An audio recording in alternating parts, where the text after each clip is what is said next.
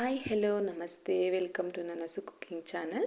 ನಾನಿವತ್ತು ತೋರಿಸ್ತಾ ಇರೋವಂಥ ರೆಸಿಪಿ ಬಂದುಬಿಟ್ಟು ಚಿಕನ್ ಬಿರಿಯಾನಿ ಹೇಗೆ ಮಾಡೋದನ್ನು ತೋರಿಸ್ತಾ ಇದ್ದೀನಿ. ಇದು ನನ್ನದೇ ಆದಂಥ ಓನ್ ಸ್ಟೈಲಲ್ಲಿ ಹೇಗೆ ಮಾಡೋದಂತ ತೋರಿಸ್ತಾ ಇದ್ದೀನಿ. ತುಂಬಾ ರುಚಿಯಾಗಿ ಆಗುತ್ತೆ, ಒಮ್ಮೆ ಟ್ರೈ ಮಾಡಿ ನೋಡಿ. ಅಂತ ತೋರಿಸೋದಕ್ಕಿಂತ ಮುಂಚೆ ಪ್ಲೀಸ್ ನನಸು ಕುಕ್ಕಿಂಗ್ ಚಾನಲ್ನ ಸಬ್ಸ್ಕ್ರೈಬ್ ಮಾಡ್ಕೊಂಡು ಪೂರ್ತಿಯಾಗಿ ವಿಡಿಯೋ ನೋಡಿ. ವಿಡಿಯೋ ಇಷ್ಟ ಆದರೆ ಶೇರ್ ಮಾಡಿ ಮತ್ತು ಲೈಕ್ ಮಾಡಿ ಕಮೆಂಟ್ ಮಾಡಿ. ಬನ್ನಿ ಇವಾಗ ಹೇಗೆ ಮಾಡೋದನ್ನು ನೋಡ್ಕೊಂಬರೋಣ. ಮೊದಲನೇದಾಗಿ ನಾನಿಲ್ಲಿ 1 kg ಚಿಕನನ್ನು ತೊಗೊಂಡಿದ್ದೀನಿ, ವಾಶ್ ಮಾಡಿ ಇಟ್ಕೊಂಡಿರೋವಂಥ ಚಿಕನ್ನು. ನೆಕ್ಸ್ಟ್ ಬಂದು ಮೊಸರನ್ನು ತೊಗೊಂಡಿದ್ದೀನಿ, ನೆಕ್ಸ್ಟು ಖಾರದ ಪುಡಿಯನ್ನು ತೊಗೊಂಡಿದ್ದೀನಿ, ಮತ್ತು ತೇಜು ಅವರ ಚಿಕನ್ ಮತ್ತು ಮಟನ್ ಬಿರಿಯಾನಿ ಪೌಡರನ್ನು ತೊಗೊಂಡಿದ್ದೀನಿ, ರುಚಿಗೆ ತಕ್ಕಷ್ಟು ಉಪ್ಪು. ಮೊದಲನೇದಾಗಿ ನಾನಿಲ್ಲಿ ಚಿಕನ್ನ ಮ್ಯಾರಿನೇಟ್ ಮಾಡೋದಕ್ಕೆ ಇಡ್ತಾಯಿದ್ದೀನಿ. 1 ಸ್ಪೂನ್ ಆಗೋಷ್ಟು ಖಾರದ ಪುಡಿಯನ್ನು ತೊಗೊಂಡಿದ್ದೀನಿ. ನೆಕ್ಸ್ಟ್ ಬಂದುಬಿಟ್ಟು ನಾನು ಬಿರಿಯಾನಿ ಪೌಡರನ್ನು ಹಾಕ್ಕೊಂಡಿದ್ದೀನಿ. 1 ಪ್ಯಾಕೆಟ್ ಆದರೆ ಸಾಕಾಗುತ್ತೆ. ನಾವು ಇದಕ್ಕೆ ಸಪ್ರೇಟ್ ಅಂತ ಮಸಾಲೆ ಬೇರೆ ಮಾಡ್ಕೊತೀವಿ, ಆದ್ದರಿಂದ 1 ಪ್ಯಾಕೆಟ್ ಆದರೆ ಸಾಕಾಗುತ್ತೆ ಬಿರಿಯಾನಿ ಪೌಡರು. ನೋಡ್ತಾ ಇರ್ಬೋದು, ಇಷ್ಟು ಹಾಕ್ಕೊಂಡಿದ್ದೀನಿ. ನೆಕ್ಸ್ಟು ನಾನು ಇದಕ್ಕೆ ಉಪ್ಪನ್ನು ಹಾಕ್ಕೊತಾ ಇದ್ದೀನಿ, ಸ್ವಲ್ಪ 1 ಸ್ಪೂನಷ್ಟು. ನೆಕ್ಸ್ಟು ಮೊಸರನ್ನು ಹಾಕ್ಕೊತಾ ಇದ್ದೀನಿ. 1 ಬೌಲ್ ಮೊಸರಾದರೆ ಸಾಕಾಗುತ್ತೆ. ನೀವು ಚಿಕನ್ ಎಷ್ಟು ತೊಗೊಂಡಿರ್ತೀರೋ ಅಷ್ಟಕ್ಕೆ ನೋಡಿಕೊಂಡು ಮ್ಯಾರಿನೇಟ್ ಮಾಡ್ಕೋಬೋದು. ಇದನ್ನು ಕಲಸಿ ಇಟ್ಕೊತಾ ಇದ್ದೀನಿ. ಇದನ್ನು 1 ಅವರು ಮ್ಯಾರಿನೇಟ್ ಆಗೋದಕ್ಕೆ ಇಡೋಣ. ನೆಕ್ಸ್ಟ್ ಇದು ಒಗ್ಗರಣೆಗೆ ಮಸಾಲೆ ಏನೇನು ಬೇಕು ಅಂತ ತೋರಿಸಿದ್ದೀನಿ. ಈರುಳ್ಳಿ, ಟೊಮೊಟೊ ಮತ್ತು ಕೊತ್ತಂಬರಿ ಸೊಪ್ಪು, ಪುದೀನ, ಕಸೂರಿ ಮೇಥಿ.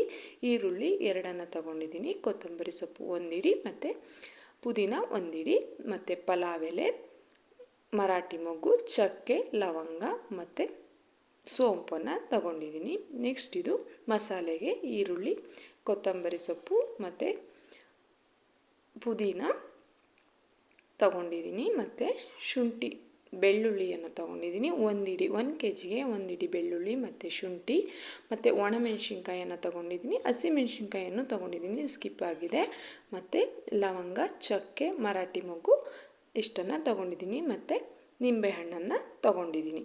ಇದಿಷ್ಟು ಮಸಾಲೆಗೆ ಬೇಕಾಗಿರುವಂತಹ ಪದಾರ್ಥಗಳು. ನೆಕ್ಸ್ಟು ಅಕ್ಕಿಯನ್ನು ಇಟ್ಕೊಂಡಿದ್ದೀನಿ, ವಾಶ್ ಮಾಡೋದಕ್ಕೆ ಇಟ್ಟಿದ್ದೀನಿ. ವಾಶ್ ಮಾಡ್ಕೊಂಡಿದ್ದ ನಂತರ ಇದನ್ನು ನೀರಿನಲ್ಲಿ ನೆನೆ ಹಾಕೋಕ್ಕೆ ಇಟ್ಟಿದ್ದೀನಿ, ಯಾಕಂದರೆ ಅನ್ನ ತುಂಬ ಸಾಫ್ಟಾಗಿ, ಬಿರಿಯಾನಿ ತುಂಬ ಸಾಫ್ಟಾಗಿ ಆಗುತ್ತೆ ನೆನೆಸಿ ಇಡೋದ್ರಿಂದ ಅಕ್ಕಿಯನ್ನು. ನೆಕ್ಸ್ಟು ನಾನಿಲ್ಲಿ ಮಸಾಲೆನ ರೆಡಿ ಮಾಡ್ಕೊತಾ ಇದ್ದೀನಿ. ಒಂದು ಬಾಣಲಿಯನ್ನು ಬಿಸಿ ಮಾಡಿಕೊಂಡು 2ರಿಂದ 3 ಸ್ಪೂನು ಎಣ್ಣೆಯನ್ನು ಹಾಕ್ಕೊಂಡಿದ್ದೀನಿ. ಅದಕ್ಕೆ ಚಕ್ಕೆ, ಮೊದಲನೇದಾಗಿ ಚಕ್ಕೆಯನ್ನು ಹಾಕ್ಕೊಂಡಿದ್ದೀನಿ. ನೆಕ್ಸ್ಟು ಲವಂಗ ಮತ್ತು ಮರಾಠಿ ಮೊಗ್ಗನ್ನು ಹಾಕ್ಕೊಂಡು 2ರಿಂದ 3 ಹೆಚ್ಚಿಟ್ಕೊಂಡಿರೋಂಥ ಈರುಳ್ಳಿಯನ್ನು, ಉದ್ದುದ್ದಾಗಿ ಹೆಚ್ಚಿಟ್ಕೊಂಡಿರೋಂಥ ಈರುಳ್ಳಿಯನ್ನು ಹಾಕ್ಕೊಂಡಿದ್ದೀನಿ. ಸ್ವಲ್ಪ ಪ್ರಮಾಣದಲ್ಲಿ ಫ್ರೈ ಮಾಡಿಕೊಂಡ್ರೆ ಸಾಕು. 1 kg ಚಿಕನ್ಗೆ 1 ಹಿಡಿಯಷ್ಟು ಬೆಳ್ಳುಳ್ಳಿಯನ್ನು ಹಾಕ್ಕೊಂಡಿದ್ದೀನಿ, ಮತ್ತು ಶುಂಠಿ 2 ಇಂಚಷ್ಟು ಶುಂಠಿಯನ್ನು ಹಾಕ್ಕೊಂಡಿದ್ದೀನಿ. ನೆಕ್ಸ್ಟ್ ಇಲ್ಲಿ ಹಸಿಮೆಣ್ಸಿನ್ಕಾಯನ್ನು ಹಾಕ್ಕೊಂಡಿದ್ದೀನಿ, 5ರಿಂದ 6 ಹಸಿಮೆಣ್ಸಿನ್ಕಾಯನ್ನು ಹಾಕ್ಕೊಂಡಿದ್ದೀನಿ. ಈ ಹಸಿಮೆಣ್ಸಿನ್ಕಾಯಿ ಬಂದು ಖಾರ ಇಲ್ಲ ಸ್ವಲ್ಪ, ಆದ್ದರಿಂದ ನಾನಿಲ್ಲಿ ಒಣಮೆಣ್ಸಿನ್ಕಾಯನ್ನು ಸಹ ಬಳಸ್ಕೊಂಡಿದ್ದೀನಿ. ಹಸಿಮೆಣ್ಸಿನ್ಕಾಯಿ ಸ್ವಲ್ಪ ಇದ್ದ ಕಾರಣ ಒಣಮೆಣ್ಸಿನ್ಕಾಯನ್ನು ಜೊತೆಗೆ ಬಳಸ್ಕೊಂಡಿದ್ದೀನಿ. ಇದರಿಂದ ಏನು ಟೇಸ್ಟಲ್ಲಿ ಏನು ವ್ಯತ್ಯಾಸ ಆಗೋಲ್ಲ. ಮತ್ತು 1 ಹಿಡಿಯಷ್ಟು ಕೊತ್ತಂಬರಿ ಸೊಪ್ಪನ್ನು ಹಾಕ್ಕೊಂಡಿದ್ದೀನಿ. 1 kgಗೆ 1 ಹಿಡಿಯಷ್ಟು. ಇದು ಮಸಾಲೆಗೆ ಮಾಡ್ಕೊಂಡಿರೋದು, ಒಗ್ಗರಣೆಗೆ ಬೇರೆ ಸಪ್ರೇಟ್ ಇಟ್ಕೊಂಡಿದ್ದೀನಿ. ಮತ್ತು 1 ಅರ್ಧ ಹಿಡಿಯಷ್ಟು ಒಳ ಮುಷ್ಟಿಯಷ್ಟು ಪುದೀನನ ಹಾಕ್ಕೊಂಡಿದ್ದೀನಿ. ಇದನ್ನು ಏನು ಜಾಸ್ತಿ ಫ್ರೈ ಮಾಡುವಂಥ ಅವಶ್ಯಕತೆ ಇಲ್ಲ, ಆಲ್ರೆಡಿ ಈರುಳ್ಳಿ ಅದು ಎಲ್ಲ ಫ್ರೈ ಮಾಡಿರ್ತೀವಲ್ಲ, ಅದ್ರ ಬಿಸಿಗೆ ಇದು ಫ್ರೈ ಆಗುತ್ತೆ.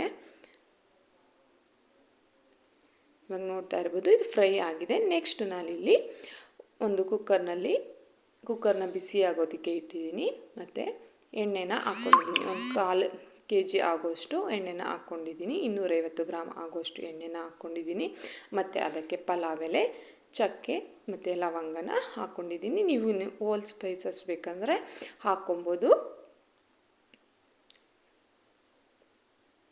ನೋಡ್ತಾ ಇರ್ಬೋದು, ಇವಾಗ ಸ್ಪೈಸಸ್ಗಳನ್ನೆಲ್ಲ ಆ್ಯಡ್ ಮಾಡ್ಕೊಂಡಿದ್ದೀನಿ. ಇದು ಸ್ವಲ್ಪ ಫ್ರೈ ಆಗೋದಕ್ಕೆ ಬಿಟ್ಟು ನೆಕ್ಸ್ಟು ನಾನಿಲ್ಲಿ ಹೆಚ್ಚಿಟ್ಕೊಂಡಿರೋವಂಥ ದಪ್ಪ ದಪ್ಪಾಗಿ ಹೆಚ್ಚಿಟ್ಕೊಂಡಿರೋವಂಥ ಈರುಳ್ಳಿನ 2 ಈರುಳ್ಳಿಯನ್ನು ಹಾಕ್ಕೊಂಡಿದ್ದೀನಿ. ಇದು ಸಹ ಫ್ರೈ ಮಾಡ್ಕೊತಾ ಇದ್ದೀನಿ. ಇವಾಗ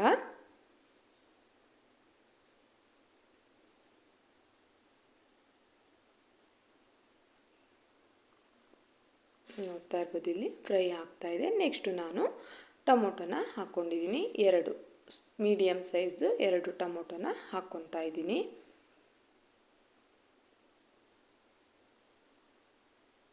ಇದು ಸಹ ಚೆನ್ನಾಗಿ ಫ್ರೈ ಮಾಡ್ಕೊಬೇಕು. ನೆಕ್ಸ್ಟು ನಾನು ಇದಕ್ಕೆ ಮ್ಯಾರಿನೇಟ್ ಮಾಡಿ 1 ಅವರ್ ಮ್ಯಾರಿನೇಟ್ ಮಾಡಿ ಇಟ್ಕೊಂಡಿದ್ದಂತಹ ಚಿಕನನ್ನು ಆ್ಯಡ್ ಮಾಡ್ಕೊತಾ ಇದ್ದೀನಿ. ಚಿಕನ್ನು ಅಷ್ಟೇ ಚೆನ್ನಾಗಿ ತಿರುಗಿಸ್ಕೊಬೇಕು, ಫ್ರೈ ಮಾಡ್ಕೊಬೇಕು.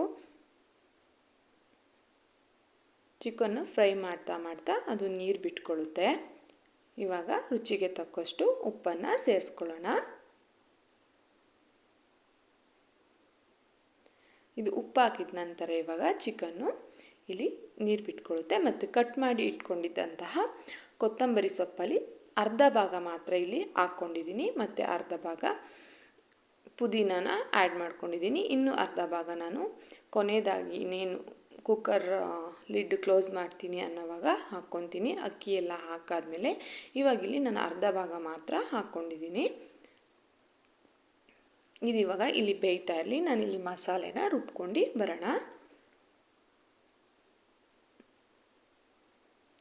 ಇವಾಗ ನೋಡ್ತಾ ಇರ್ಬೋದು, ಇಲ್ಲಿ ಮಸಾಲೆ ರೆಡಿಯಾಗಿದೆ. ಯಾವ ರೀತಿಯಾಗಿ ರೆಡಿಯಾಗಿದೆ ಅಂತ. ಜಾಸ್ತಿ ತರ್ತರಿಯಾಗಿ ರುಬ್ಬಾರ್ದು, ಜಾಸ್ತಿ ಪೇಸ್ಟ್ ನುಣ್ಣಗಾದರೂ ರುಬ್ಬಾರ್ದು, ಮೀಡಿಯಮ್ ಆಗಿದ್ದರೆ ಸಾಕಾಗುತ್ತೆ. ಇವಾಗ ಇಲ್ಲಿ ಮಸಾಲೆಗೆ ನೀರನ್ನು ಅಡ್ಜಸ್ಟ್ ಮಾಡ್ಕೊತಾ ಇದ್ದೀನಿ. ನಾನಿಲ್ಲಿ ಅಕ್ಕಿಯನ್ನು 3/4 kg ಅಷ್ಟು ಅಕ್ಕಿಯನ್ನು ತಗೊಂಡಿದ್ದೀನಿ ಮತ್ತು ನೆನೆಸಿ ಇಟ್ಕೊಂಡಿದ್ದೀನಿ. ಇವಾಗಿದು ಮಸಾಲೆ ಕುದಿ ಬಂದಿದೆ. ಇವಾಗ ನೆನೆಸಿಟ್ಟಿರೋಂಥ ಅಕ್ಕಿಯನ್ನು ಹಾಕ್ತಾಯಿದ್ದೀನಿ. ಅದು ಮಸಾಲೆ ಹಸಿ ವಾಸನೆ ಎಲ್ಲ ಹೋಗಿ ಕುದಿ ಬಂದ ನಂತರ ನಾನಿಲ್ಲಿ ಅಕ್ಕಿಯನ್ನು ಆ್ಯಡ್ ಮಾಡ್ಕೊತಾ ಇದ್ದೀನಿ.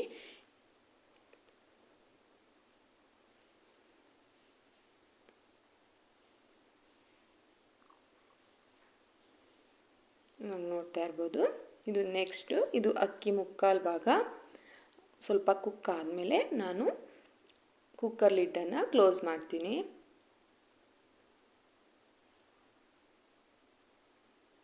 ಇವಾಗ ನೋಡ್ತಾ ಇರ್ಬೋದು, ಇದು ಅಕ್ಕಿ ಆಲ್ಮೋಸ್ಟ್ 3/4 ಭಾಗ ಕುಕ್ ಆಗಿದೆ. ಇವಾಗ ನಾನಿಲ್ಲಿ ಕೊನೆಯಲ್ಲಿ ಇದಕ್ಕೆ ನಿಂಬೆಹಣ್ಣು ಅರ್ಧ ಹೋಳು ನಿಂಬೆಹಣ್ಣಿನ ರಸವನ್ನು ಜ್ಯೂಸನ್ನು ಬಿಡ್ತಾ ಇದ್ದೀನಿ. ಮತ್ತು ಉಳಿದಿದ್ದಂತಹ ಕೊತ್ತಂಬರಿ ಮತ್ತು ಪುದೀನನ ಆ್ಯಡ್ ಮಾಡ್ಕೊತಾ ಇದ್ದೀನಿ. ಇವಾಗ ಕೊನೆಯದಾಗಿ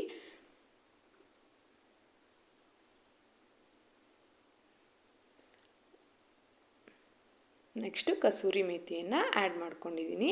ಇಲ್ಲಿ ಅಕ್ಕಿಯನ್ನು ಜಾಸ್ತಿ ಜೋರಾಗಿ ತಿರುಗಿಸೋಂಥ ಬೇಕಾಗಿಲ್ಲ, ಯಾಕಂದರೆ ಅಕ್ಕಿ ಕಟ್ಟಾಗುವಂಥ ಚಾನ್ಸಸ್ ಇರುತ್ತೆ. ಆಲ್ರೆಡಿ 3/4 ಭಾಗ ಬೆಂದಿರೋ ಕಾರಣ ಅದು ಕಟ್ಟಾಗುವಂಥ ಚಾನ್ಸಸ್ ಇರುತ್ತೆ. ಇದನ್ನು ಮುಚ್ಚಿ 1 ವಿಷಲ್ ಕೂಗಿಸ್ಕೊಂಡಿದ್ದೀನಿ. ಇದು ಕುಕ್ಕರ್ ವಿಷಲ್ ತಣ್ಣಗಾದ್ಮೇಲೆ ನಾವು ಬಿರಿಯಾನಿ ಹೇಗಾಗಿದೆ ಅಂತ ನೋಡೋಣ. ನೋಡ್ತಾ ಇರ್ಬೋದು ಬಿರಿಯಾನಿ ಹೇಗಾಗಿದೆ ಅಂತ. ತುಂಬಾ ಟೇಸ್ಟಿ ಆಗುತ್ತೆ. ಮತ್ತು ಮ್ಯಾರಿನೇಟ್ ಮಾಡೋದ್ರಿಂದ ಚಿಕನ್ ಪೀಸಸ್ಸು ತುಂಬ ಸ್ಮೂತಾಗಿರುತ್ತೆ, ತಿನ್ನೋದಕ್ಕೂ ತುಂಬ ಚೆನ್ನಾಗಿರುತ್ತೆ. ಹೇಗೆ ಕಾಣ್ತಿದೆ ಅಂತ ನೋಡಿ. ವಿಡಿಯೋ ಇಷ್ಟ ಆದರೆ ಲೈಕ್ ಮಾಡಿ.